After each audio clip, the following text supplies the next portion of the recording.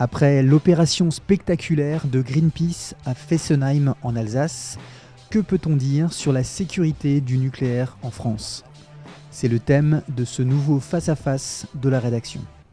Dans ce face-à-face, on retrouve ce qu'on retrouve dans la vie courante, j'allais dire des gens qui sont, j'allais parler de dogmatisme, des gens qui sont persuadés que la science a tout calculé, la science, il n'y aura pas de risque, et s'il y a des risques, on va les maîtriser, d'ailleurs on a bien la maîtrise des risques, sauf que le citoyen, lui, se rend compte que régulièrement, on a des problèmes, il y a des accidents, malgré tout ce qui avait été prévu.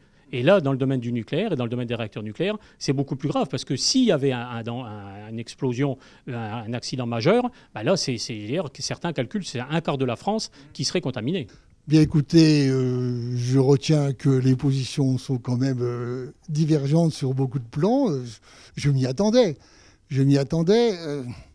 Nous sommes d'accord sur le fait qu'il faut faire des économies d'énergie, qu'il faut augmenter l'efficacité énergétique. Mais mon contradicteur a énormément peur d'accidents qui sont hautement improbables en France, à mon avis. Et il fait moins confiance en la technologie que je n'en fais moi-même, parce que je suis scientifique de métier et que je considère que les scientifiques font leur travail correctement et que la probabilité d'avoir des accidents entraînant des dégâts autour des réacteurs en France est extrêmement faible. Mon laboratoire a travaillé pendant plus de 20 ans sur le stockage des déchets radioactifs. Alors, je suis géologue. Je travaille sur les gisements d'uranium qui font 2 milliards, 1 milliard 500 millions d'années. Et la diffusion des radioéléments dans l'écorce terrestre, c'est mon métier. Je considère, que enfouir dans une roche imperméable, qui n'est pas fracturée, où il n'y a pas de sismicité, des déchets radioactifs, ces vers, à 500 mètres de profondeur, mais ils y resteront pendant le temps qu'on voudra. Et puis dans 1 million d'années ou 500 000 ans, il n'y aura plus aucune radioactivité, elle se sera éteinte. Le risque, il est nul. Alors, il y a des risques, par contre, de la manutention, au moment où on met il peut y avoir des incendies, il peut y avoir des tas de choses, mais ça, ce sont des risques qui sont connus dans les mines et ce sont des risques gérables.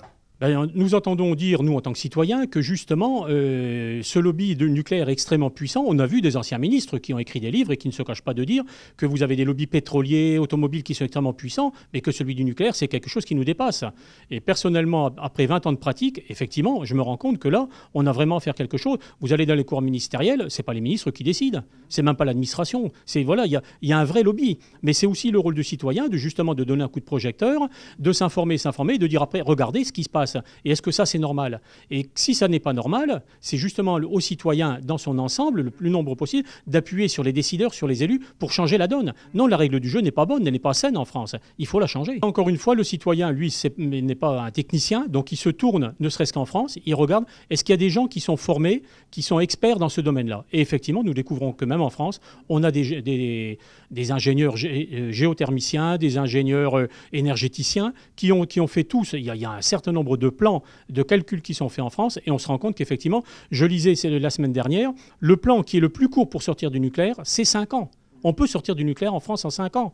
Alors, je dirais, c'est peut-être pas le but de sortir en 5 ans, mais c'est si vraiment il y a des risques dans le nucléaire, si vraiment il y a des déchets qui nous dépassent tous, il faut en sortir. Et là, on va même aller plus loin, il faut en sortir le plus vite possible.